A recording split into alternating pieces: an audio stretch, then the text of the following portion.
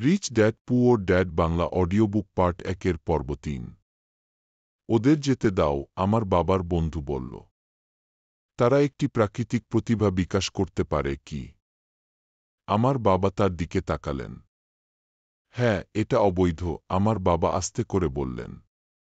কিন্তু তোমরা ছেলেরা দারুণ সৃজনশীলতা এবং আসল চিন্তা দেখিয়েছ। চালিয়ে যাও। আমি সত্যিই তোমাকে নিয়ে গর্বিত।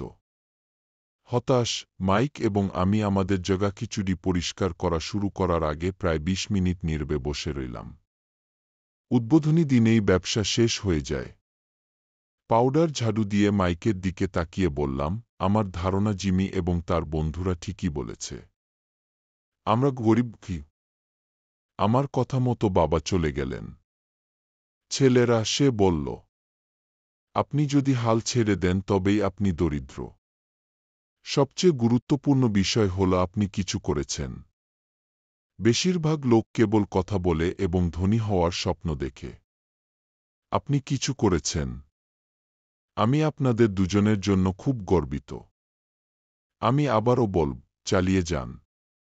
হাল ছাড়বেন না গি। মাইক এবং আমি সেখানে চুপচাপ দাঁড়িয়ে রইলাম।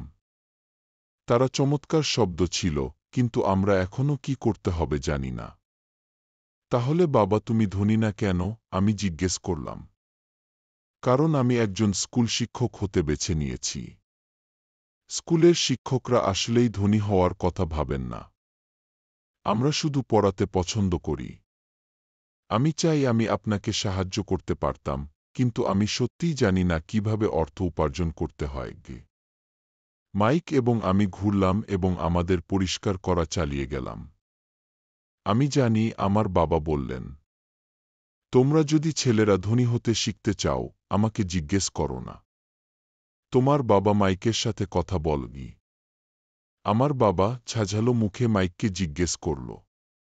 হ্যাঁ, তোমার বাবা হাসি দিয়ে আমার বাবাকে পুনরাবৃত্তি করলেন।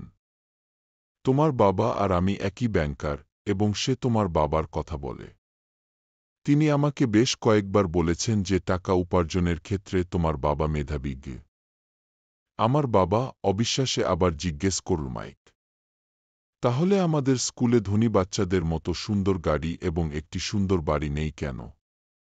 একটি সুন্দর গাড়ি এবং একটি সুন্দর বাড়ি মানে এই নয় যে আপনি ধনী বা আপনি কিভাবে অর্থ উপার্জন করতে জানেন, আমার বাবা উত্তর দিয়েছিলেন। জিমির বাবা কাজ করেন চিনির বাগান। সে আমার থেকে খুব একটা আলাদা নয়। তিনি একটি কোম্পানির জন্য কাজ করেন এবং আমি সরকারের জন্য কাজ করি। কোম্পানি তার জন্য গাড়ি কেনে। চিনি সংস্থাটি আর্থিক সমস্যায় রয়েছে এবং জিমির বাবার শীঘ্রই কিছু নেই। তোমার বাবা অন্যরকম, মাইক। তিনি একটি সাম্রাজ্য গড়ে তুলছেন বলে মনে হচ্ছে, এবং আমি সন্দেহ করি যে কয়েক বছরের মধ্যে তিনি খুব ধনী হবেন। এর সাথে মাইক এবং আমি আবার উত্তেজিত হয়ে উঠলাম। নতুন প্রাণশক্তির সাথে, আমরা আমাদের এখন বিলুপ্ত প্রথম ব্যবসার কারণে সৃষ্ট জগাখিচুড়ি পরিষ্কার করতে শুরু করেছি। আমরা যখন পরিষ্কার করছিলাম, আমরা কিভাবে এবং কখন মাইকের বাবার সাথে কথা বলব তার জন্য পরিকল্পনা করেছিলাম। সমস্যাটি ছিল যে মাইকের বাবা দীর্ঘ ঘণ্টা কাজ করেছিলেন এবং প্রায়শই দেরি পর্যন্ত বাড়িতে আসতেন না। তার বাবার মালিকানাধীন গুদাম, একটি নির্মাণ কোম্পানি, একটি চেইন অফ স্টোর এবং ৩টি রেস্তোরাঁ ছিল। রেস্তোরাঁগুলোই তাকে দেরিতে বাইরে রেখেছিল। আমরা পরিষ্কার করা শেষ করার পর মাইক বাড়ির বাস ধরল। সে রাতে বাড়িতে আসার পর সে তার বাবার সাথে কথা বলতে যাচ্ছিল এবং তাকে জিজ্ঞেস করল কিভাবে ধনী হওয়া যায়, সে আমাদের শেখাবে কিনা।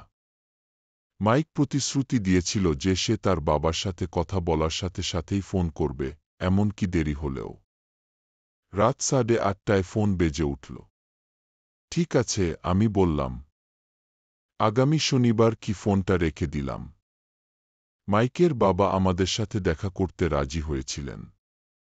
শনিবার আমি সকাল 7:30টার বাস ধরলাম শহরের গরিব দিকে। পাঠ শুরু। মাইক এবং আমি সেই সকাল 8টায় তার বাবার সাথে দেখা করি।